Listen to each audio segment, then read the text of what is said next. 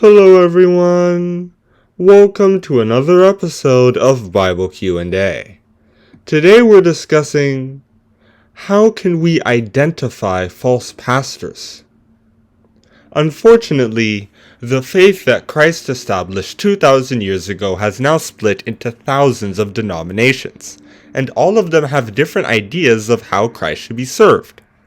No matter what denomination you belong to, if you're right, hundreds of millions of people are wrong. Therefore, it is actually rather difficult to identify the truth. You need to spend weeks or even months examining different churches to find out which one is actually preaching Christ's gospel. That's not something I can cover in a video this short. Therefore, I can only show you a few types of pastors that are clearly not preaching the truth. You should stay far away from them because they really aren't looking for your interests. As Jesus said, "Beware of false prophets, which come to you in sheep's clothing, but inwardly they are ravening wolves." Matthew chapter 7 verse 15. First, anyone who tells you that God loves everything that everyone does is a liar. They only want to make you feel good so you can trust them and give them money. This attitude doesn't actually help you serve God. On the contrary, God does get angry when people break His commandments. As the scriptures say, "For the wrath of God is revealed from heaven against all ungodliness and unrighteousness of men, who hold the truth in unrighteousness." Romans chapter 1 verse 18.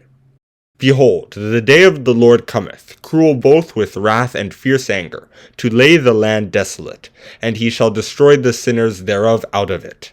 Isaiah chapter 13 verse 9. However, that didn't stop people from spreading this kind of gospel. For example, in 1 Kings chapter 22 verse 6, 400 prophets told King Ahab that God was with him when he decided to take Ramoth Gilead. As later verses showed, they weren't doing this because they loved the king or because God told them that he would succeed. They did this because they were influenced by a lying spirit, and because they didn't want to be thrown in prison. True prophets, on the other hand, are willing to tell people that God isn't very happy with them. When Nathan the prophet came to David in 2 Samuel chapter 12, did he tell him that because he was king, he'd come from God, and therefore he'd done well? No, he told him that he committed adultery, and that God was going to punish him as a result. Also, when Ahab took Naboth's vineyard in 1 Kings chapter 21, Elijah told him that because of his sin, all his descendants would be killed. Obviously, Ahab was very depressed about his family being condemned, but it was his sadness that spared him from the destruction to come, since God recognized that Ahab was sorrowful because of what he had done. Elijah actually saved Ahab by telling him the truth. Now, another sign that a prophet is false is if they're obsessed with money. They always bring up tithes in service. They use money to buy new suits and jets instead of helping the poor. Their churches are large and fancy. Having that attitude causes you to lose sight of what's important, and you start to be tempted to do bad things with your new earnings. For example, in 1 Samuel chapter 8 verse 3, Samuel's sons used their status to take bribes, and they prevented Samuel from establishing a righteous dynasty. Plus, this attitude ignores God's views about loving money. As St. Paul said, "For the love of money is the root of all evil, which while some coveted after, they have erred from the faith, and pierced themselves through with many sorrows." 1 Timothy chapter 6 verse 10. There's no point in loving something that can disappear as soon as you get it, according to Proverbs chapter 23 verse 5. Plus, once you start loving it, it's very hard to stop. As it was said in Ecclesiastes, "He that loveth silver shall not be satisfied with silver, nor he that loveth abundance with increase. This is also vanity." Ecclesiastes chapter 5 verse 10. Instead, pastors should be humble, and they should never be carried away by money. Elijah was homeless in 1 Kings chapter 17.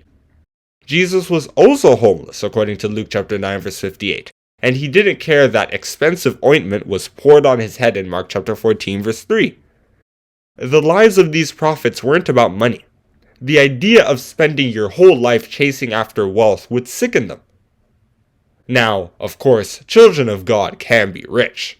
Abraham and Lot were well off in Genesis chapter 13 verses 1 to 6. Boaz was wealthy in Ruth chapter 2 verse 1. Daniel the prophet was a government official in Daniel chapter 6, so he couldn't possibly have been poor. However, the people I mentioned weren't driven by their money. They didn't preach lies to maximize the amount of tithes they would get. They followed God's commandments and they got their money because God liked them. That's what all these false pastors don't understand.